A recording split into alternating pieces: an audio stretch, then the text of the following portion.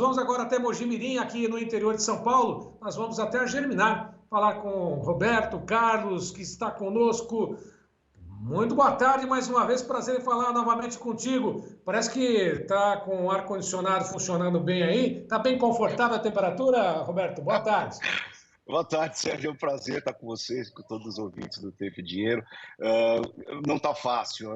Na verdade, eu vou te ser sincero, eu estava de camisa, fui almoçar em casa rapidamente para trocá-la e vir de camiseta, porque está um absurdo de quente. Nesse momento, está batendo a máxima prevista do dia, 37 graus aqui em Mojimirim. Então não está fácil, não. O ar-condicionado está dando um pouquinho de trabalho, viu? Mas tá bom. Está dando um pouquinho de trabalho, né? Bom, aqui só para poder ter uma ideia, 32 graus aqui na zona sul de São Paulo, capital paulista, mas é essa temperatura, esse clima que está deixando muita gente preocupada, porque teve início oficial, né, no calendário, o início do plantio no dia 15 de setembro. Muitas regiões não começaram ainda, muitos produtores estão esperando a temperatura baixar um pouquinho, a chuva retomar em algumas regiões, para não ter prejuízos com a semente que vai ser jogada no campo, né? Com a renda que vai ser gerada a partir dessa safra. Agora, esse calor está no radar também no mercado como um todo, não, Roberto? Perfeito, Sérgio. Na verdade, o fator hoje da gente ver também soja até agora há pouco estava operando em queda, né? Mesmo com um relatório ontem mostrando que as condições de lavouras pioraram em relação à safra passada, em relação ao ano anterior e às médias. No caso do milho, também essa questão de nós estamos vendo aí, na verdade, hoje saíram os números da Conab, né, de plantio, nós estamos, na verdade, com 1,5 só da colheita da soja nesse momento. Isso vai demonstrando que pode ter um atraso, aí tem um atraso de safrinha.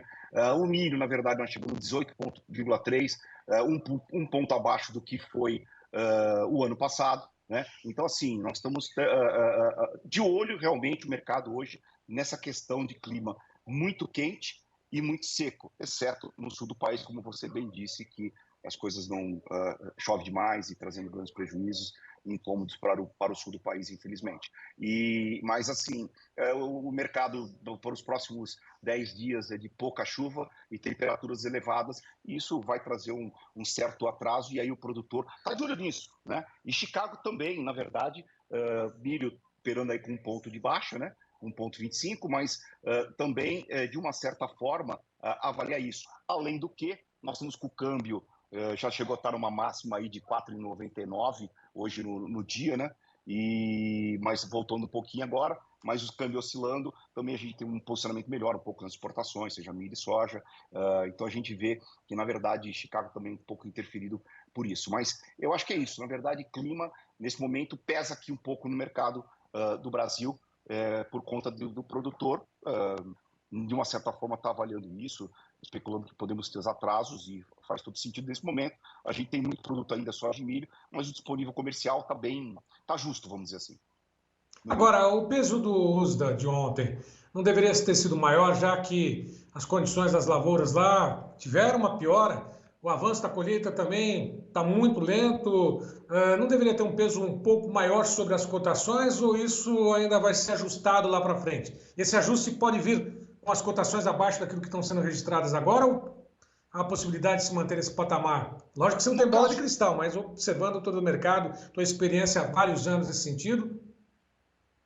No caso do milho, especificamente, né, Sérgio, o que a gente vê é que as condições de lavouras até foram melhores, né? Na verdade, o milho ele trouxe 56% de boas excelentes, contra o esperado 51% no mercado, e o ano passado estava 52%, então está melhor. A soja veio um pouco pior, 50% de boas excelentes contra 52% esperado e 55% do ano passado.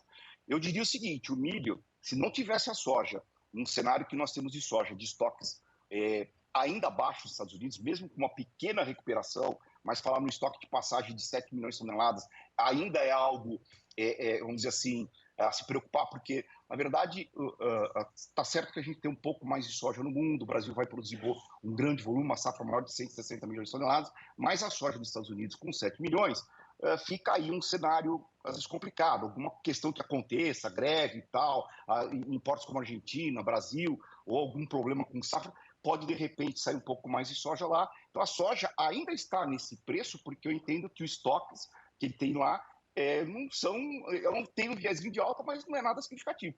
Agora, o milho, a gente tem aí um cenário de aumento de estoques de passagem de 36 para 57 milhões de toneladas, e se não fosse a soja, eu acredito que até o milho hoje em Chicago poderia estar caindo mais, tá, Sérgio? Então, isso é um ponto que a gente tem que observar. O estoque de passagem dos Estados Unidos no milho está saindo de 36 dias, que são 36 milhões de toneladas, para 57 dias, que são 57 milhões de toneladas. Hoje, a relação é 1 por 1, tá? Você pegar a demanda de exportação dos Estados Unidos mais o consumo, é exatamente o que você tem de milhões de toneladas em dias, tá? Tá fácil essa conta aí para fazer agora também.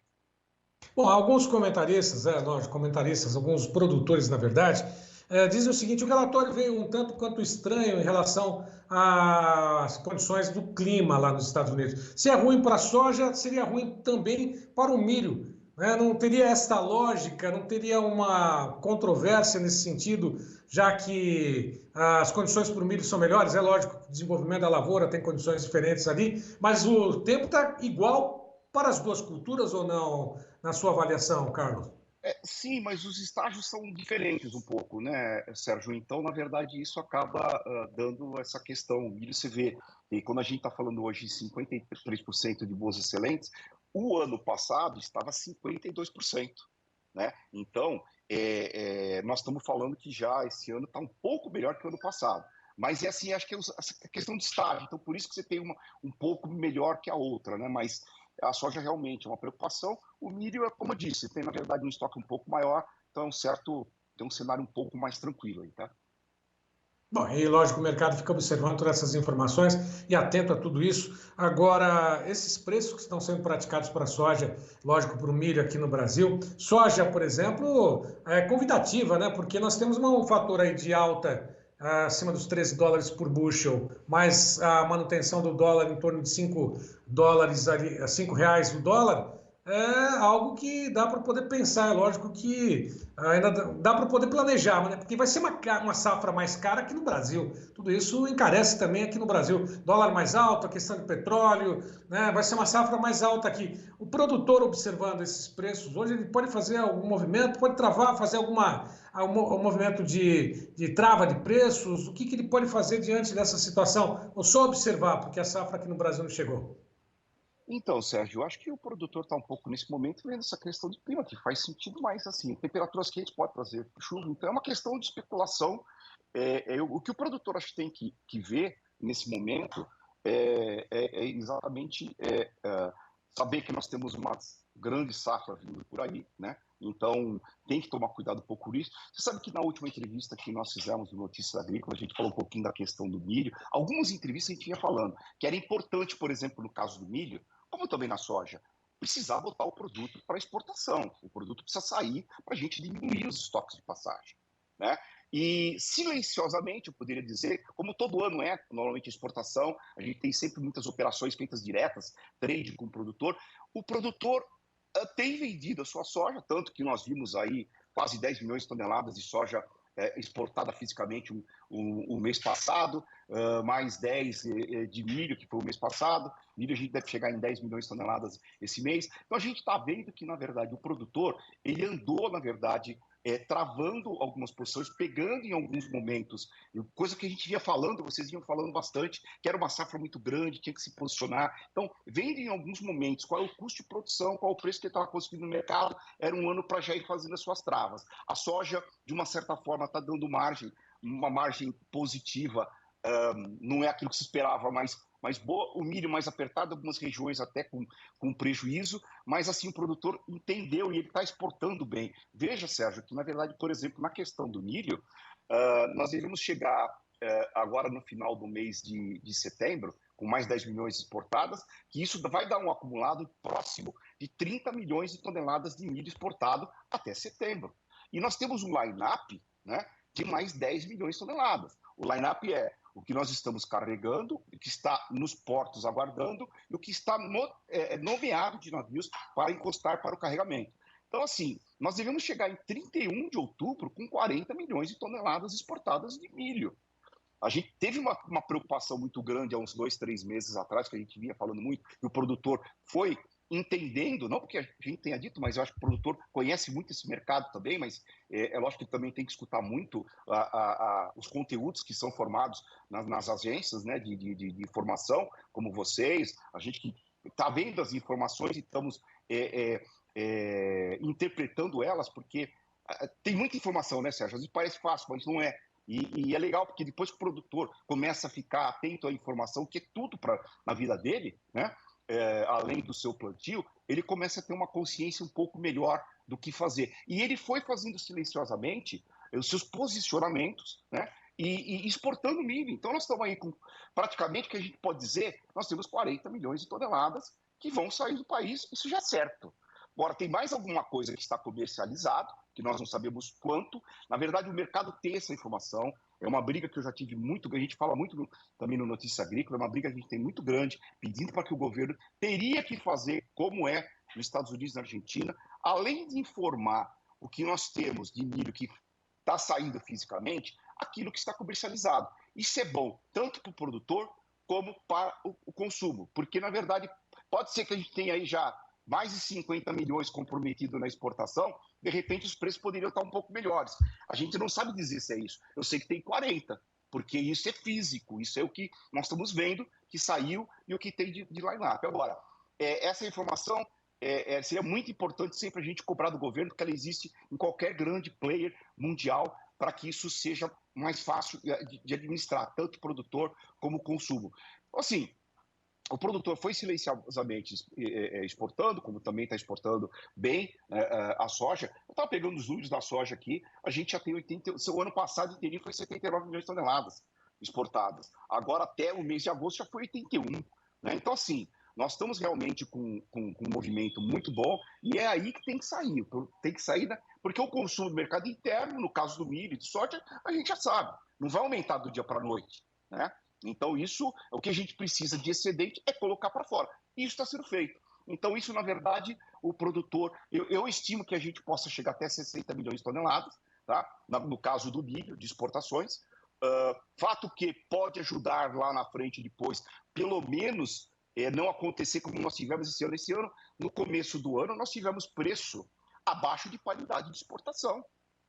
Né? Então, a gente está com uma grande safra vindo por aí, então o produtor tem que saber mesmo, tem feito a lição de casa e tem feito as suas negociações de modo que está escoando o produto. Então, lógico que não são os preços que se queriam, mas assim, tem muito produtor que vendeu antes, pegou preço melhor, muito produtor que teve boas produtividades, uma boa parte teve isso, né? Então, acho que está interessante. É legal que o produtor tenha se movimentado e está fazendo as suas travas, os seus negócios, tentando antecipar um pouquinho uma possibilidade que, se não sair o produto, nós vamos ter excedente no começo do ano, e aí teríamos um novo problema. Aí não estou dizendo que a gente está livre disso, tá certo? O game está aberto. É exatamente isso que eu ia perguntar para você. É lógico, o produtor tem montado suas estratégias de comercialização, de trava de preços, enfim. Agora, o que falta, Roberto, nessa questão toda do porquê do governo represar essas informações com relação às exportações, aquilo que está sendo realmente comercializado? O que falta? Onde é que está um trave nesse sentido? Por que segura essas informações, como você mesmo disse, ao contrário de outros países exportadores?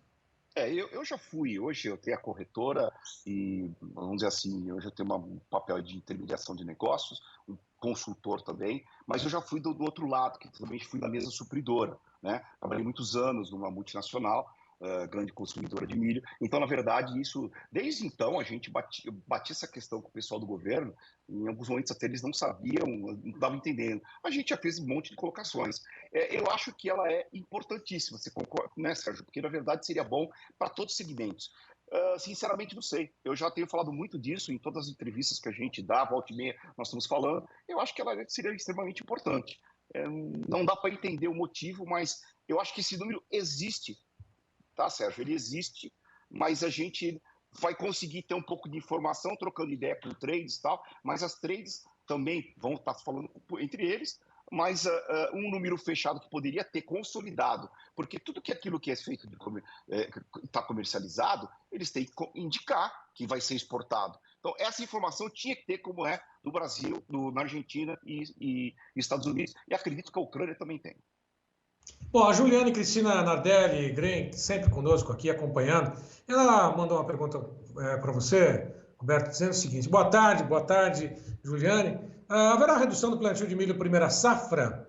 Qual a estimativa em percentual comparando com a safra passada, na safra verão? Existe expectativa de reação dos preços para o ano que vem? Janeiro, fevereiro, março de 2024? São várias perguntas numa só, acho que dá para poder.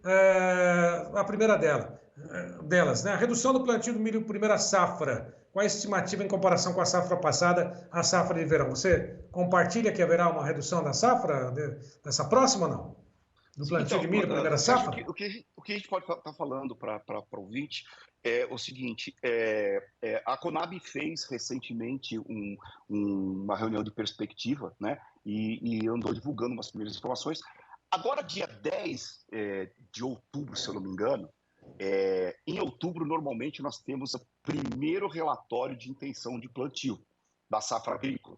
Então, nós estamos liquidando setembro, que já foi o 12º relatório da safra passada, e agora passar para 23, 24, a gente já começa a falar a partir de outubro. Então, outubro nós vamos ter melhores informações. Mas o que está sinalizando é que nós vamos ter uma redução de área na safra de verão, porém, a produção que nós estamos, o mercado está trabalhando, ela é um pouco mais alta. Por exemplo, nós estamos falando que nós vamos ter uma redução de área de 5% na safra de verão, mas a produção, ao invés de 27%, desculpa, a produção vai cair um pouquinho, 2%. Em vez de 27,4 milhões de toneladas que foi o ano passado, vai para 26,8. Isso aqui, por que está acontecendo isso? Nós temos uma redução boa, grande na área, mas está quase igual, vamos dizer assim, a safra deste ano. É porque nós vamos ter a expectativa de clima para a região sul do país, ela é favorável para uma produtividade melhor, sabendo que nós tivemos no sul do país os últimos 4 anos, laninha, e que afetou tremendamente a produtividade em função de seca e temperaturas altas. Tá? Então, isso já é uma prévia, então nós temos aí uma redução tímida, mas é alguma coisa ao redor aí de 600 mil toneladas. Né? Para a safrinha, o governo já indica também uma redução de safra, tá? Em função de uma redução de produtividade, também pensando um pouquinho na questão do El Niño que nós estamos passando, que pode afetar um pouquinho a safrinha, como uma redução diária. Eu, particularmente, redução diária vai depender muito do preço que nós vamos ter, né, para ver o que o produtor vai fazer. Porque, é lógico, se a gente tiver... O milho, na verdade, ele trabalha com rotação de cultura, ele é importante, então o produtor vai ter que fazer a conta e ver. Não acredito muito que a gente possa ter, a não ser que os preços estejam muito depreciados. Também acredito que não estarão. Eu acho que o fundo do poço nós encontramos aí naquela faixa aí de Campinas, na faixa de 50, 51 reais que teve há pouco tempo atrás, né? Falo Campinas por conta da base ser a da B3.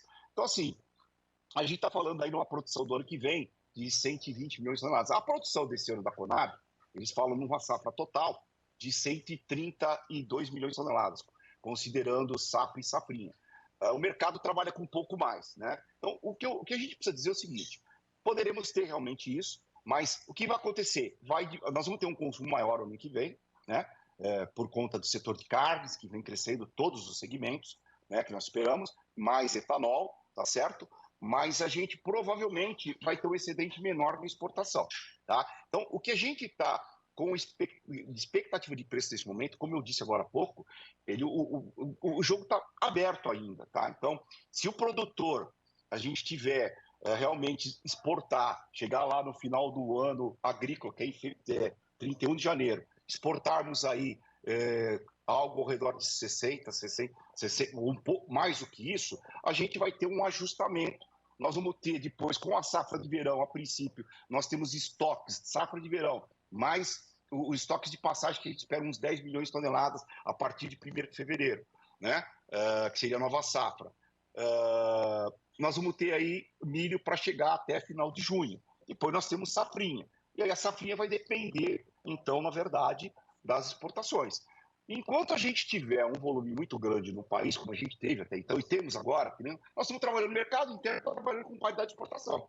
Tá? Então, se de repente, lá no final desse ano, a gente exportar mais do que deveria, vamos dizer assim, um volume maior para desbalancear e trazer esses volumes só com passagem mais baixa, nós podemos ter os preços um pouco acima da paridade de exportação. Então, assim, não dá para a gente esperar como aconteceu anos anteriores aí, que a gente ficou na possibilidade de ter importação. Está longe disso, tá? Então, para a decisão do produtor, a gente tem que deixar claro isso. Mas, assim, para a safrinha do ano que vem, a gente pode ter um volume de exportação maior exportado, saindo antes, e aí acredito que a gente vai ter um preço um pouco acima da paridade de exportação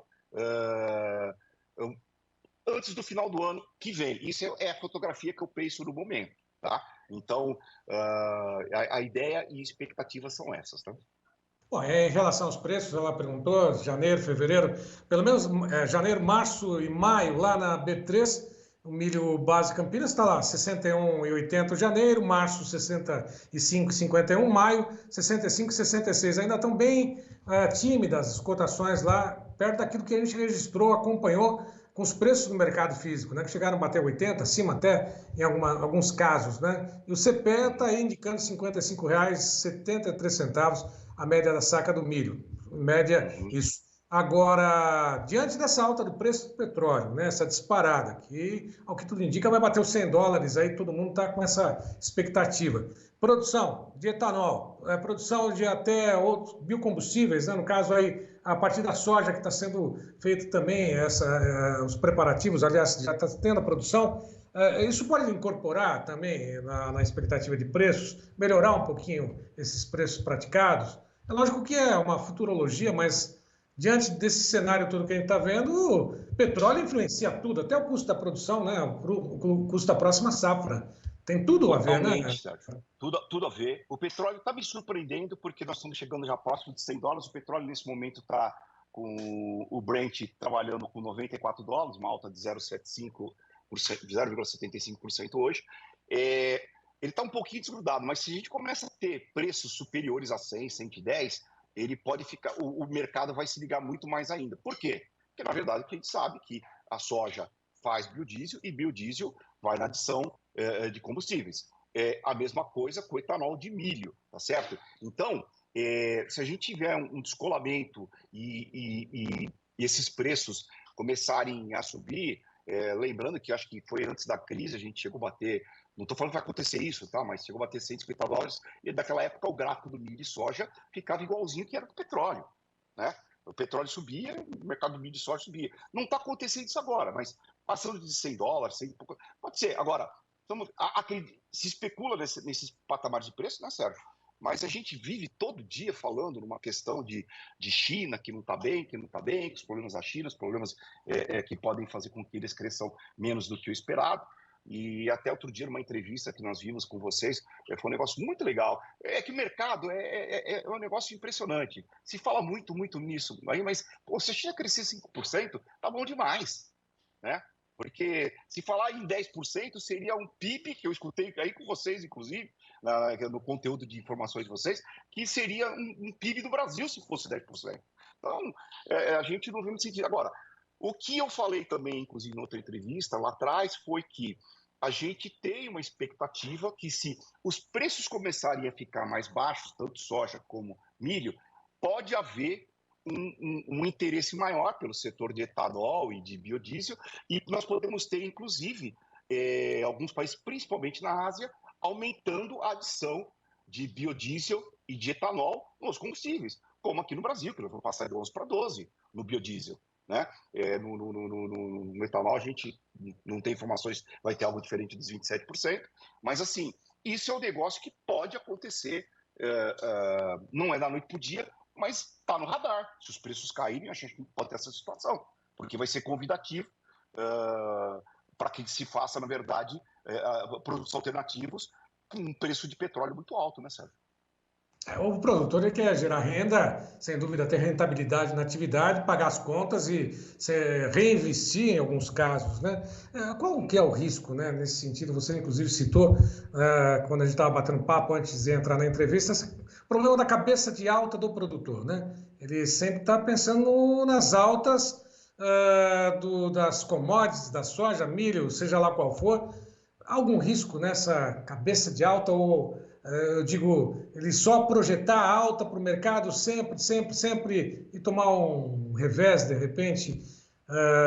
Qual que é o risco disso tudo, Roberto?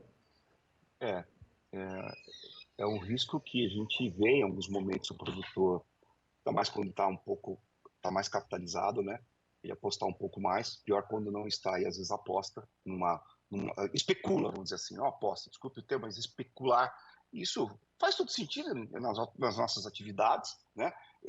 Mas às vezes o produtor é o que a gente sente, né? Acho que às vezes ele está precisando às vezes um pouco mais de sentar, buscar informação. Eu sou um fanático por informação. Estou sempre ligado em vocês, a gente está sempre pegando informação e interpretando, então o produtor tem que estar procurando o pessoal que... Porque, assim, a gente fala, cada safra é uma história, né? Mas é importante o produtor cada vez mais e pegando, né, esse traquejo com informações. Espera aí, porque só ter informação não adianta, é saber para onde vai, né? Então, a gente teve... não vou querer falar, vou falar do negócio que foi este ano. Fica fácil às vezes falar no retrovisor quando já foi. Mas eu já comentei que esse ano estava muito fácil, né? A gente estava enxergando claramente que a gente ia ter problema com logística, íamos ter um excedente de produto e que ia dar corre-corre e que os preços iam depreciar e que, na verdade, a gente tinha uma perspectiva de safra boa. Então, nos Estados Unidos, tanto no Brasil, e que isso poderia cair. Então, muitos produtores até procuraram um pouco esperar, tal, enfim. Eu acho que o produtor ele precisa cada vez mais entender do mercado, porque para ele é lógico que é importante a lavoura ou atrás da porteira, mas a informação trabalhada que vocês passam para o mercado, a gente também está aí sempre, eu sou uma corretora de mercadorias, né, então a gente está sempre dando a cara para bater, mas eu acho que a assertividade dele vai ser maior, né? Então precisa tomar muito cuidado às vezes em se empolgar e acabar entrando num cenário de especulação e às vezes está que nem esse ano estava mais menos claro.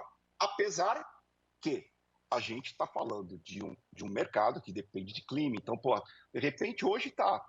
Qual que é a fotografia de hoje? Pô, nós temos um viés de alta dos estoques mundiais, Brasil produzindo muito, pô, podemos ter um problema sério aí, não está previsto aí para o El Niño, mas é um pouco mais lá para o Nordeste, para o Sul, mais chuvoso. Mas assim, podemos ter algum problema e muda da noite para o dia. Então, a necessidade do produtor estar bem informado, né? E ver todos os fatores. Que, por exemplo, Sérgio, eu gosto muito, na verdade, a gente tem muito um DNA aqui de passar informação, explicar e tentar ensinar. Por exemplo, a primeira coisa que eu faço no dia é ver como é que está o dólar. Eu ver o índice do dólar lá fora. Ele já começa a me trazer algumas mensagens do que pode estar acontecendo. Hoje a gente teve aí informações que saíram de vendas de casas, tivemos informações sobre expectativa de consumidores, a informação do que você falou do relatório, né, do FONC americano. Quer dizer, tudo isso foi mexendo com o dólar chegou a trabalhar no negativo, o dólar índice chegou a trabalhar no negativo, agora está 0,25 de alta, aqui também chegou a trabalhar no negativo, agora já está também subindo. Então, tudo já começa a gente vendo todos os cenários, está tudo muito ligado.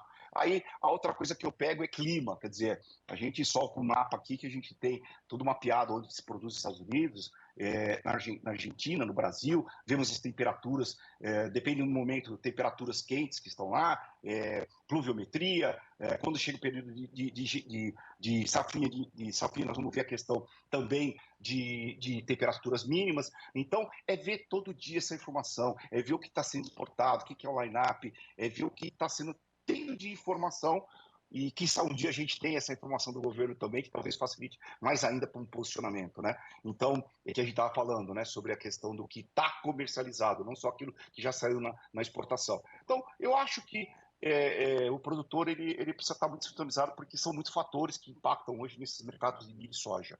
É muita coisa para ver, né? Hoje nós estamos falando, a Conab soltou o relatório de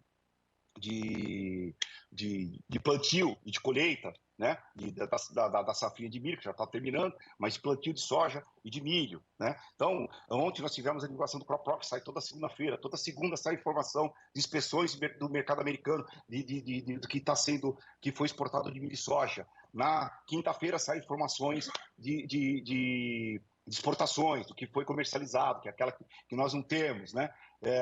Aí tem os relatórios do USA, tem relatório de Conab, tem relatório de consultorista. É isso, Sérgio, eu acho que é ficar sedento por informação e buscar essas informações onde geram esses conteúdos.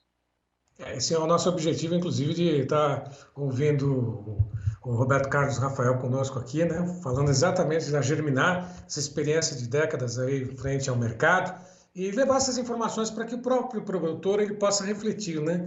As informações ele vai ter o posicionamento e tomar decisão ali com todas essas informações, né? A realidade para cada um não é a mesma, né? Sempre diferente, as condições climáticas para um não são as mesmas do outro, mas o mercado está aí. Há necessidade de produzir, há necessidade de ter logística funcionando plenamente, as exportações e preço principalmente, né? E quando a gente fala do clima, só para poder acrescentar uma informação para quem está nos acompanhando, né? O DERAL, né, que é o Departamento de Economia Rural lá do Paraná, ele divulgou agora pela manhã que o plantio da soja no Paraná, veja bem, é o mais acelerado em 5 anos, ou seja, saltou de 10 pontos percentuais em relação à semana passada, o que colocou o trabalho da lavoura mais acelerado em 5 anos, segundo o próprio DERAL. Ou seja, o estado do Paraná, que é tradicionalmente o segundo maior produtor de soja depois do Mato Grosso, fica só atrás dos 18% registrados em 2018, nessa época, segundo o levantamento feito. Ou seja, nós temos condições totalmente diferentes. Enquanto algumas regiões ainda não começou o plantio por excesso de chuva, outras por falta de água, né, da lama ao pó, né, nós temos aí o estado do Paraná com um plantio da área aí estimada mais acelerado em 5 anos, atingindo aí 16% da área estimada do estado do Paraná. São realidades, é um Brasil, um continente, né, Roberto? Pois é. Não, e você vê como é que são as coisas, né, Sérgio? Na verdade, as informações que a gente vai ter no mercado, eu falei agora há pouco do que a Conab tinha soltado, né? Aí vem o DERAL que, assim, o produtor tem que estar atento a essas informações. Nós temos MEA, nós temos DERAL, nós temos a ProSoja, ou seja, você vê, já dizendo um número superior ao que o próprio governo tem, que é a Conab, que, aliás, eu acho que a Conab, ela tem tudo para ter a melhor informação para o mercado, né? Tá faltando, acho que, parametrizar isso aí, porque tem um grupo muito grande de pessoas, tal, e acho que tem os contatos muito bons e tem uma estrutura muito grande, né? Mas a gente tem também as redes de consultorias, boas empresas aqui no Brasil, algumas também consultorias de fora, que trazem essas informações. Então é o que você falou, cada região é uma situação, e o produtor ele vai escutar, às vezes, informações dispersas, cabe a ele exatamente ver, interpretar e formar a sua opinião, né? Isso aí. Roberto Carlos Rafael conosco, Germinar, direto do Mogi Mirim. Eu estou vendo até o aquário aí no fundo. Acho que o peixinho está se escondendo até do calor também. Está se escondendo do calor, mas foi um prazer falar contigo. Ele, viu, Sérgio? Porque o negócio está bravo. Está bravo, tá bravo. Gostoso, mas assim, olha... nós ficamos... Oi. Sim, diga. Não, nós ficamos aqui no último andar, então o calor é um pouco mais intenso, né? E também estamos pegando aqui, a gente pega o pôr do sol. Então vai piorar um pouquinho aí, mas tá dando para ficar, mas os peixinhos estão pedindo ar-condicionado ali, viu? E a temperatura, o que tudo indica, pelo menos as projeções, é de que a partir da próxima quinta-feira a temperatura diminua um pouquinho, a frente fria abre espaço aí para chuvas em algumas regiões, né? Subir um pouquinho aqui para a região sudeste, centro-oeste do país. É lógico, diminuir um pouquinho essa condição de calor intenso, recorde, e a gente torce para que o produtor, com as melhores informações, como essas que foram dadas agora pelo Roberto, lá da Germinar, possa tomar as melhores decisões também na hora certa e não ter prejuízo, não deixar dinheiro em cima da mesa para os outros tomarem esse recurso que é tão caro, né? Depende tanto esforço do produtor, né, nesses campos Brasil afora. Roberto, mais uma vez obrigado pela participação, foi um prazer falar contigo, né? Até uma próxima. Obrigado, Sérgio, você, a todos os ouvintes do Tempo e Dinheiro, é sempre um prazer estar com vocês, tá? Disponho. Até a próxima. Muito obrigado.